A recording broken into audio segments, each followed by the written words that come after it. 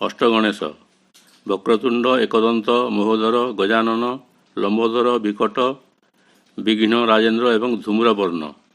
ଅଷ୍ଟଗଣେଶ ଗୁଣରେ ମତ୍ସାସୁର, ମଦାସୁର, ମହାସୁର, ଲୋଭାସୁର, କ୍ରୋଧାସୁର, କାମାସୁର, ମମତାସୁର ଏବଂ ଅହଂତାସୁର।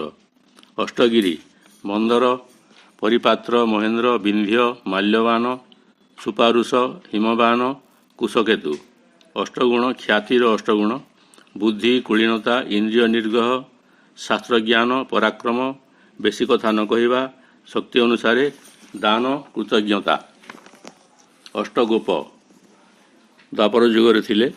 ମଲ୍ଲ, ଗ୍ୱାଳ, ଝାଙ୍କ୍ୟ, ପଲ୍ଲ, ଭୋଇ, ମହାଭୋଇ, ଖୁଡ଼, ମହାକୁଡ଼। ଅଷ୍ଟଦାନ ଉତ୍ତମ ହିସାବରେ ଧରାଯାଏ। ଅଷ୍ଟଦାନ ଗୃହ, ମନ୍ଦିର, ବିଦ୍ୟା, ଭୂମି, ଗୋରୁ, କୂପ, ପ୍ରାଣ